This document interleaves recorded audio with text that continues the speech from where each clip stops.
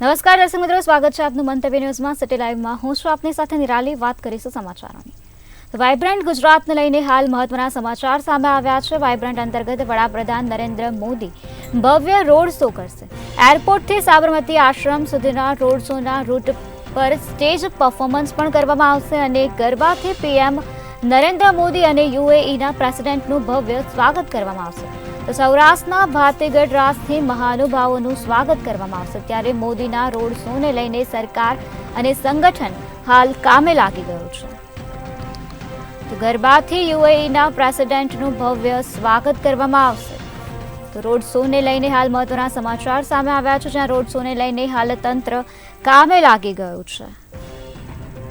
તો એરપોર્ટથી સાબરમતી આશ્રમ સુધી રોડ શો યોજવાનો છે. રોડ શોના રૂટ પર સ્ટેજ પરફોર્મન્સ કરવામાં આવશે. વાઇબ્રન્ટ ગુજરાત અંતર્ગત રોડ શોનું આયોજન કરવામાં આવ્યું છે. વડાપ્રધાન નરેન્દ્ર મોદી ભવ્ય રોડ શો કરશે. એરપોર્ટથી લઈને સાબરમતી આશ્રમ સુધી રોડ શો યોજાશે. વડાપ્રધાન મોદી રોડ શો કરશે. એરપોર્ટથી લઈને સાબરમતી આશ્રમ રોડ સુધી રોડ શો કરવામાં આવશે. રોડ શોના રૂટ પર સ્ટેજ પરફોર્મન્સ થશે. ગરબાથી યુએઈના પ્રેસિડેન્ટનું ભવ્ય સ્વાગત કરવામાં આવશે. વાઇબ્રન્ટ ગુજરાત અંતર્ગત રોડ શોનું આયોજન કરવામાં આવ્યું છે. વાઇબ્રન્ટ ગુજરાતને લઈને હાલ મહત્વના સમાચાર સામે આવ્યા છે, જ્યાં રોડ શોને લઈને હાલ તંત્ર કામે લાગી ગયું છે. વાઇબ્રન્ટ ગુજરાત અંતર્ગત આ રોડ શોનું આયોજન કરવામાં આવ્યું છે. વડાપ્રધાન નરેન્દ્ર મોદી આ ભવ્ય રોડ શો કરશે. ગરબાથી યુએઈના પ્રેસિડેન્ટનું સ્વાગત કરવામાં આવશે. વાઇબ્રન્ટ ગુજરાત અંતર્ગત આ રોડ શોનું આયોજન કરવામાં આવ્યું છે.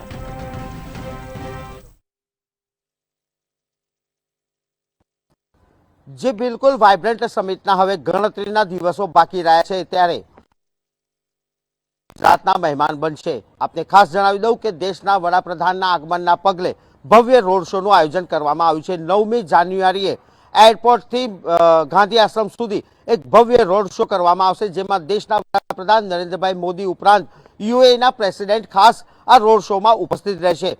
નરેન્દ્ર મોદી અને યુએઈના પ્રેસિડેન્ટના ભવ્ય સ્વાગત માટે સરકાર અને સંગઠન અત્યારથી જ કામે લાગી ગઈ છે. તો બીજી તરફ તેમના આગમન અને સ્વાગત માટે ગુજરાતના ગરબા અને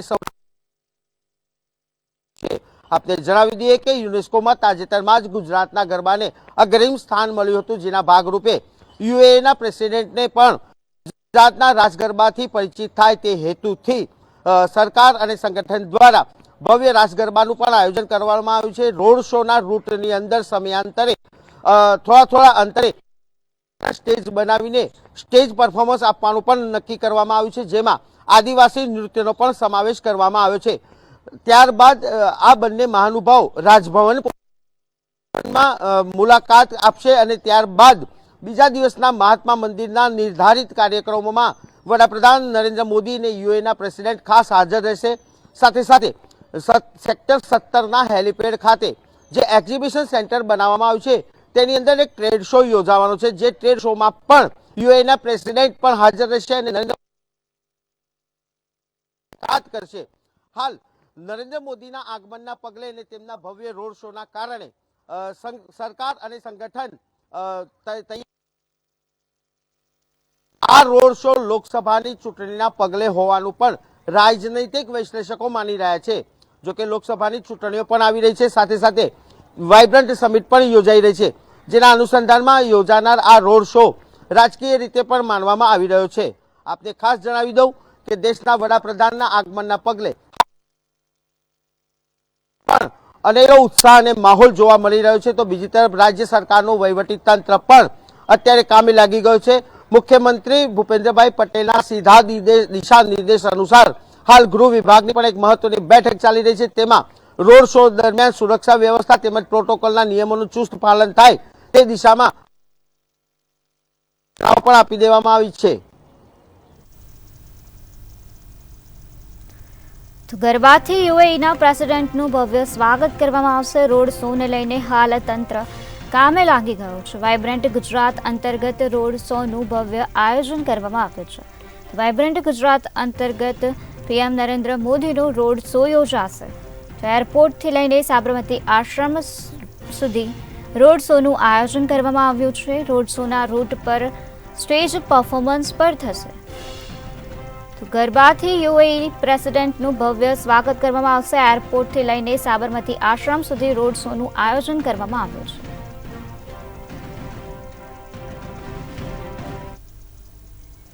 રાજકોટની વાત કરીએ તો રાજકોટમાં સૌરાષ્ટ્રના વેપાર ઉદ્યોગ જગતને વૈશ્વિક ફલક પર પહોંચાડવા GPBS એક્સપોનું આયોજન કરવામાં આવ્યું છે.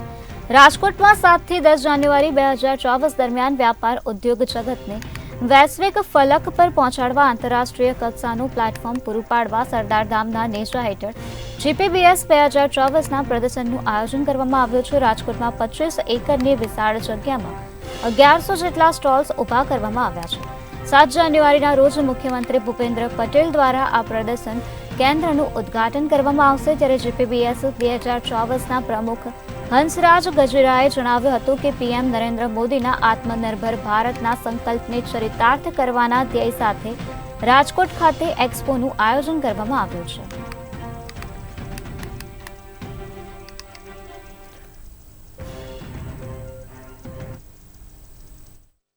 સૌરાષ્ટ્ર અને ગુજરાતના વેપાર અને ઉદ્યોગને વેગ આપવા માટે રાજકોટમાં સરદારધામ આયોજિત કહી શકાય કે GPBS 2024 7 થી 10 જાન્યુઆરી દરમિયાન યોજાશે અને આમાં કહી શકાય કે 1100થી વધુ સ્ટોલ ક્યાંક આમાં છે અને આને જ લઈને હાલ અત્યારે તાબડતોડ તૈયારી થઈ રહી છે.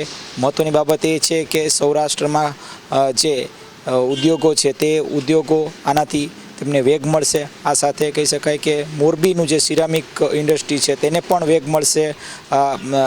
રાજકોટ સહિત જે આસપાસના જે જિલ્લા ત્યાંથી પણ મોટી સંખ્યામાં જે ઉદ્યોગપતિઓ અને વેપારીઓ ઉપસ્થિત રહેવાના છે અને તેઓ આ જે એક્સપોમાં ભાગ લેશે.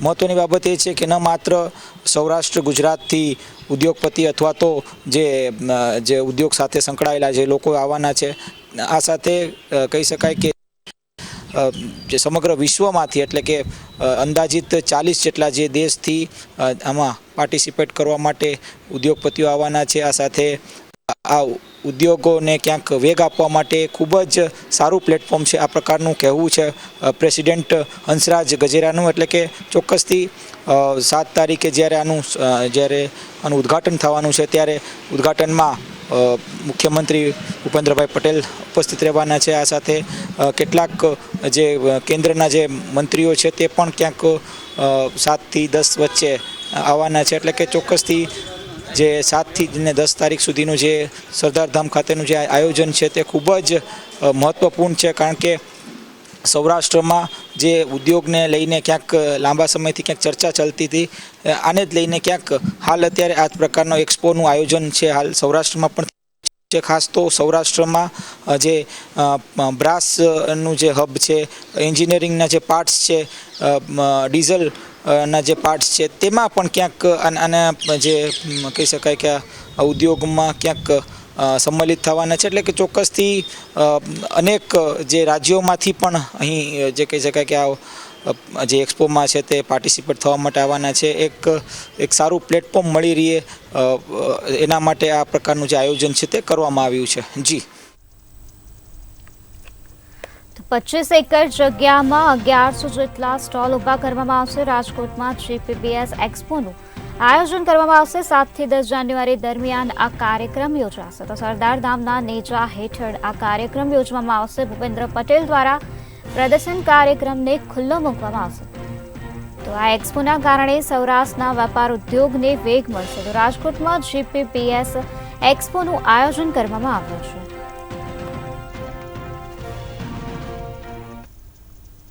રાજ્યમાં 14 જાન્યુઆરીએ પતંગ મહોત્સવ છે, ત્યારે અમદાવાદમાં પતંગ રસિકો માટે માઠા સમાચાર સામે આવ્યા છે. પતંગના ભાવમાં 5 થી 10% વધારો થઈ શકે છે. પતંગ બનાવતા કારીગરોને કાચો માલ મોંઘો મળતા આ ભાવ વધારો થઈ શકે છે. ત્યારે બીજા રાજ્યોમાંથી આવતા વાંસના ભાવ અને ટ્રાન્સપોર્ટમાં થયેલા વધારાના લીધે કાચો માલ મોંઘો થયો છે. કાચો માલ મોંઘો થતા ભાવમાં વધારો જોવા મળી રહ્યો છે. પતંગના ભાવમાં વધારો થયો છે.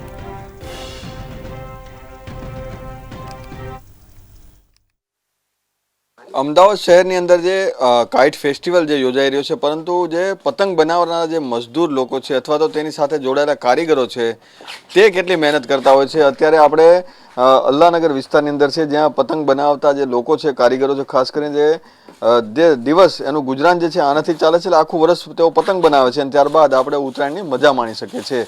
પરંતુ જે પ્રમાણે દિવસે ને દિવસે જે મોંઘવારી વધી રહી છે, સાથે સાથે જે મોંઘવારીની સાથે જે કાચો માલ છે તેની અંદર પણ જે વધારો થઈ રહ્યો છે, તેના લીધે પતંગના ભાવમાં આ વર્ષે વધારો થઈ શકશે. પરંતુ 3 થી 4 હજાર જેટલા જે પરિવારો છે જે આ વ્યવસાય સાથે જોડાયેલા છે તેને ફક્ત નજીવી આજીવિકા મળે છે. તેની સામે જે ગુજરાન જે ચલાવવું જોઈએ તેમાં થોડીક સમસ્યાનો સામનો પણ કરવો પડી રહ્યો છે.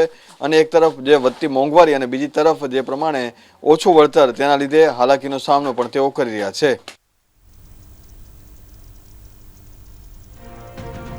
તો પતંગ રસિકો માટે હાલ માઠા સમાચાર સામે આવ્યા છે. ત્યારે કાચો માલ મોંઘો થતા પતંગના ભાવમાં વધારો થયેલો જોવા મળી શકશે. 5 થી 10% ભાવ વધારો થશે તો રાજ્યમાં પતંગ મહોત્સવને લઈને ઉત્સાહ જોવા મળી રહ્યો છે.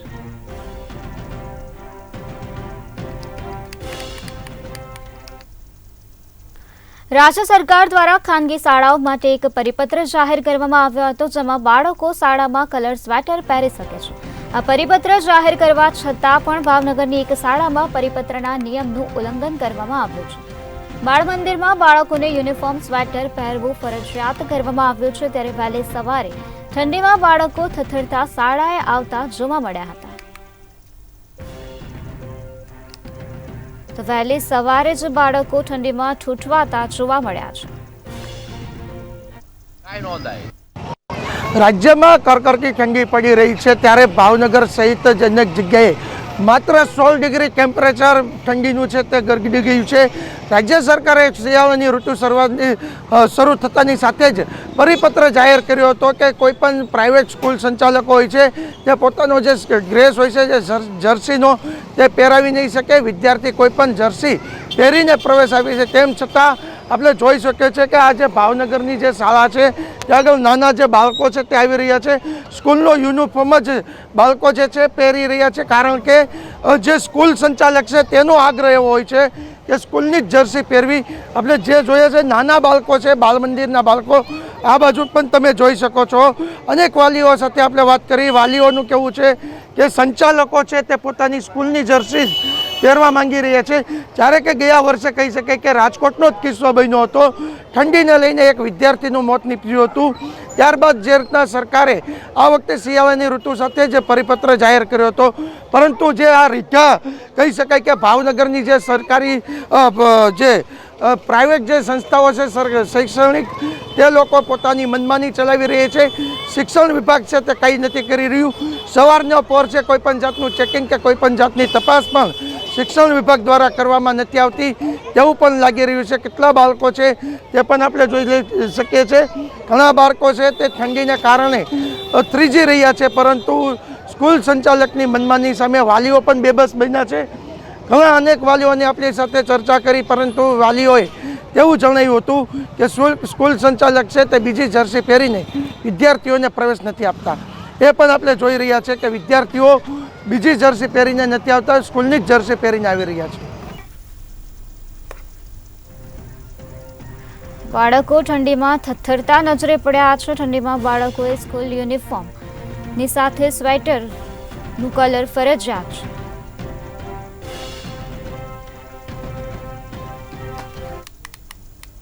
વડોદરાનો સોનાર કોઈ ગામ કોર્પોરેશનમાં આવ્યું, પણ સુવિધા જોવા મળી નથી. રાજ્ય સરકાર દ્વારા ગ્રામીણ વિસ્તારના બાળકોને સારું શિક્ષણ મળી રહે તે માટે લાખો કરોડો રૂપિયાની ગ્રાન્ટ ફાળવી કામગીરી કરવામાં આવતી હોય છે, પરંતુ વાસ્તવિક પરિસ્થિતિ કંઈક અલગ જ જોવા મળી રહી છે.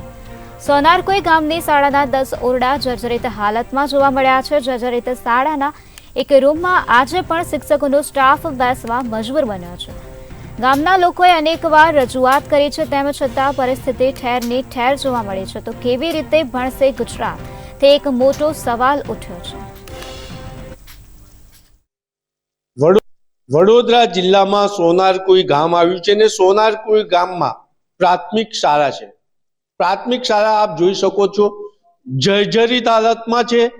2017 એટલે કહી શકાય કે છ વર્ષ વહી ગયા, એક વિધાનસભાનું ઇલેક્શન પતી ગયું, પણ આ શાળાની દશા નથી સુધરી.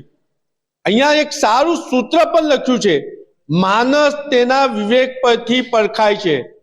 ગામના લોકો એમનો વિવેક રાખ્યો છે, પરંતુ સરકાર એનું વળતર નથી આપી રહી. આપણે ગામના લોકોને પૂછીશું, શું કહો છો તમે? વારંવાર આ જર્જરિત હાલતમાં શાળા છે, રજૂઆત કરી હશે, શું પરિણામ આવ્યું? હું આ સોનારકુઈ શાળાનો એસએમસી સભ્ય છું. મેં વારંવાર ધારાસભ્યોને બધાને રજૂઆત કરી છે કે આ સ્કૂલનું નવી બનાવી અમને પરમિશન મળી ગયેલી છે, પણ એ લોકો કોઈ જોવા નહીં આવતા. છોકરાને બેસવાની તકલીફ પડે છે. અત્યારે 2 પાળીની અંદર બાળકો ભણા છે.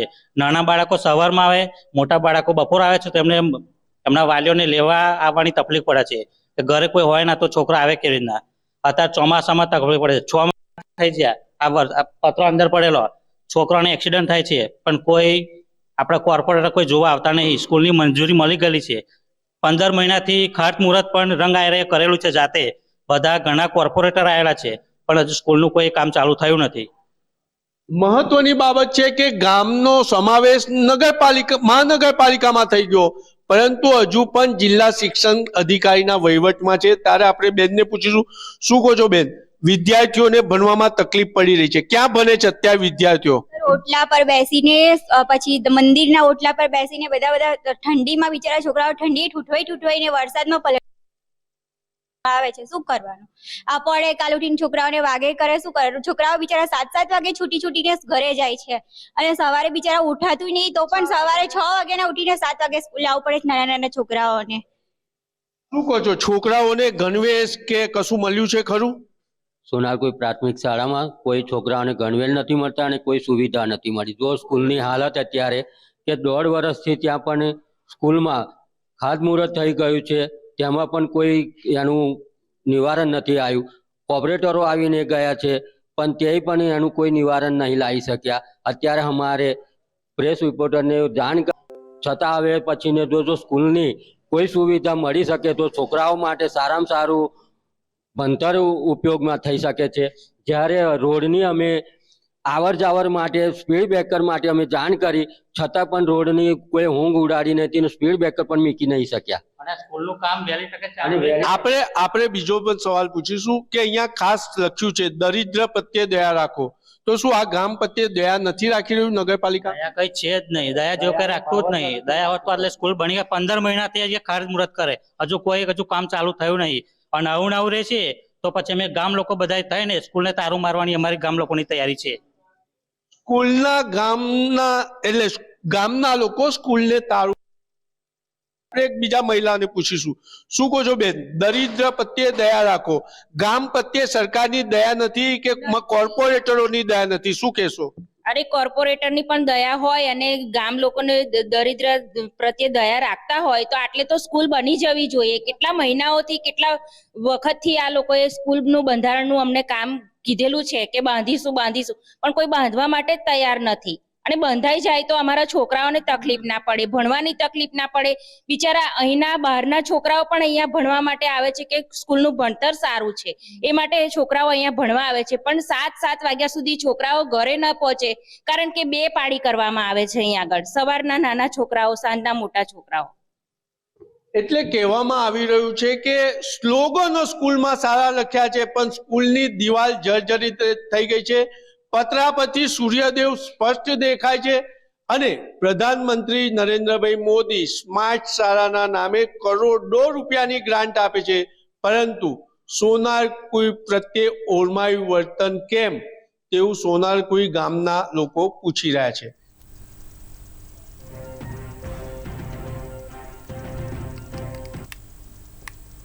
સુરતના વરાછા વિસ્તારમાં આવેલી જગદીશનગર સોસાયટીમાં રોગચાળો ફાટી નીકળ્યો છે. જગદીશનગર સોસાયટીમાં ડ્રેનેજ પાણીની લાઇન બોરિંગની પાણીની લાઇનમાં ભળી જતા સોસાયટીમાં કોલેરાના 30 જેટલા દર્દી નોંધાયા હતા. આ તમામને સ્મીમેર હોસ્પિટલમાં સારવાર આપવામાં આવતા પાલિકાને ઘટનાની જાણ થઈ હતી. ત્યારે પાલિકા દ્વારા તાત્કાલિક જ કામગીરી દાખવી ઘરે ઘરે જઈને સર્વે હાથ ધરવામાં આવ્યા છે. સુરત શહેરમાં રોગચાળાએ અજગરી ભરડવામાં લીધું છે. જે પ્રકારે સુરત શહેરના વરાછા વિસ્તારમાં જગદીશનગર સોસાયટી આવેલી છે અને આ સોસાયટીની અંદર 30 જેટલા કોલેરાના કેસ નોંધાયા છે. આખી સોસાયટીને આ કોલેરાએ અજગરી ભરડામાં લેતાની સાથે સુરત મહાનગરપાલિકા તંત્ર કામે લાગ્યું છે. જોઈ શકાય છે મોબાઈલ મેડિકલ ટીમ જે છે તે સોસાયટીમાં આપવામાં આવી છે અને તમામ દર્દીઓ જે છે તે દર્દીઓ અહીંયા ક્યાંક ને ક્યાંક જે સારવાર છે તે લઈ રહ્યા છે. ખાસ કરીને તમામ દર્દીઓ જે છે તે સારવાર લઈ રહ્યા છે. એટલે કહી શકાય કે આ સુરત મહાનગરપાલિકા દ્વારા પ્રકારે આ કામગીરી કરવામાં આવી રહી છે, પરંતુ સ્થાનિકોનો રોષ જે છે તે જોવા મળી રહ્યો છે. સ્થાનિકો મોટી સંખ્યામાં ઉપસ્થિત થયા છે, કારણ કે સોસાયટીમાં 30 જેટલા જે છે તે દર્દીઓ કોલેરાના છે. ખાસ કરીને આ દર્દીઓ કોલેરાના છે અને આ રોગ કઈ રીતે ફેલાયો છે તેને લઈને અહીંયા સ્થાનિકો ઉપસ્થિત છે, તેમની સાથે વાત કરીશું. જે પ્રકારે સોસાયટીમાં સમસ્યા છે, ખાસ કરીને કોલેરા ફેલાયો છે, શું મુખ્ય કારણ? મુખ્ય કારણ છે આનું ડ્રેનેજ લાઈન બોરિંગમાં ભરાઈ ગયેલી છે. કેટલા સમયથી આ સમસ્યા છે? 10 દિવસ થઈ ગયા. કેટલા કેસ અંદાજિત છે સોસાયટી? બધા 100 ઉપર કેસ છે. અમુક પ્રાઇવેટમાં સારવાર કરી છે અને અમુક સ્મીરમાં ગયેલા છે. આપ જણાવો, શું કહેશો? ખાસ કરીને કોલેરાના દર્દીઓ વધ્યા છે અને પાલિકા ટીમ કામે લાગી છે. પાલિકાના ટીમ પછી કામે લાગેલી છે. પહેલાં તો આ લોકોએ ઝાડા ઉલટીના કેસ વધી ગયા હતા, ગંભીર બેદરકારી કહેવાય. અને ત્યાર પછીની 25 થી 30 લોકો થઈ ગયા હતા, એમાં સારવાર લઈ રહ્યા છે. અમુક રજા આપી દીધેલી છે. અત્યારે કેટલા લોકો અંદાજિત આ રોગચાળામાં ક્યાંક ને ક્યાંક કોલેરાના ભોગ બન્યા? કોલેરામાં એવું છે 20-25 લોકો તો હાલમાં સારવાર લઈ રહ્યા છે, બાકીના ઘરે સારવાર લઈ રહ્યા છે. ડ્રેનેજ લાઇનના પાણીના હિસાબે બોરિંગમાં ભળી ગયું છે પાણી, એના હિસાબે. તમારા તરફથી પાલિકાને જાણ કરવામાં આવી હતી કે પાલિકા પોતાની રીતે? ને અમારી તેમ જાણ કરેલી હતી અને સમીરમાંથી જાણ કરેલી હતી, ત્યારે પાલિકા અહીંયા આવેલી છે.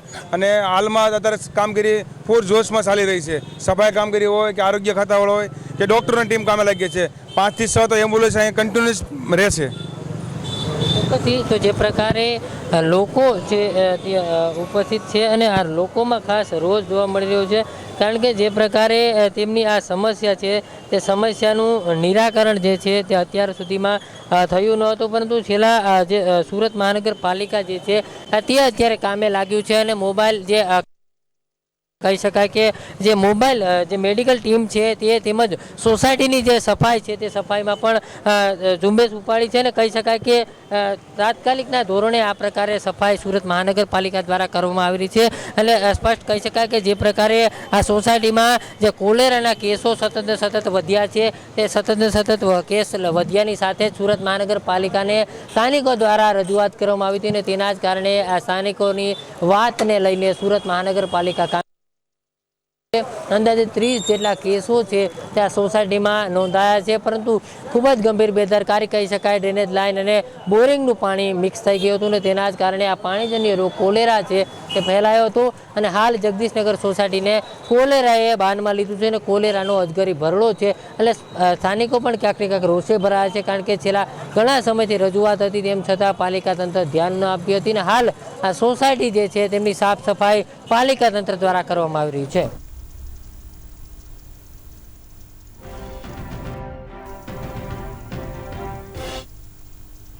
જામનગર કનસુમરા પાટિયા નજીક મોડી રાત્રે હત્યા અને આપઘાતનો કિસ્સો સામે આવ્યો છે, જેના કારણે ખળભળાટ મચી ગયો છે. તો પત્નીની હત્યા પછી પતિએ આત્મહત્યા કરી લીધી છે, જેમાં પતિએ પત્નીની હત્યા કરી અને ત્યારબાદ પોતે પણ આપઘાત કરી લીધો છે. ત્યારે પંચબી પોલીસ દ્વારા તપાસનો ધમધમાટ શરૂ કરી દેવામાં આવ્યો છે. તો જામનગરનો આ બનાવ સામે આવ્યો છે, જ્યાં કનસુમરા પાટિયા નજીક મોડી રાત્રે હત્યા અને આપઘાતનો કિસ્સો સામે આવતા ખળભળાટ મચી ગયો છે. ચોક્કસ જણાવી દઉં કે જે જામનગર શહેરની અંદર જે ગત મોડી રાતે ઘટના એવી સામે આવી છે કે જે હત્યા બાદ આપઘાત કર્યો છે, જેમાં પતિએ પત્નીની હત્યા કરી અને પતિએ જે ઇલેક્ટ્રિકના થાંભલા ઉપર જ ગળા ફાંસો ખાઈને આપઘાત કર્યો છે. જેમાં જે ગત મોડી રાતે જે પતિ અને તેમનો પરિવાર જે છે તે સુતા હતા, ત્યારે જે પતિએ અચાનક જ પત્ની ઉપર કુહાડીના ઘા ઝીક્યા છે અને ઘા ઝીકીને પોતે જે ઇલેક્ટ્રિકનો થાંભલો છે બાજુમાં તેમાં આપઘાત કર્યો છે। આ જ ઘટનાની જાણ થતા જે પંચકોશી બી ડિવિઝન છે તેમના પોલીસ સ્ટાફ ઘટના સ્થળે જઈ અને ઘટના સ્થળે જે તપાસનો દોર ચાલુ કર્યો છે, જેમાં જાણવા મળ્યું છે કે જે પતિ છે તેમના દ્વારા જે પત્નીની હત્યા કરવામાં આવી હતી અને હત્યા બાદ જે પતિએ પોતાના જીવ ટૂંકાવ્યું છે અને આપઘાત કરી લીધો છે। જ્યારે આ સનસનાટી મચી ગઈ હતી ત્યારે જ જે વિસ્તાર છે પંચકોશી બી ડિવિઝનમાં આવે છે ને પંચકોશી બી ડિવિઝન દ્વારા જે ફરિયાદ પણ નોંધી અને આગળની કાર્યવાહી કરવામાં આવી રહી છે।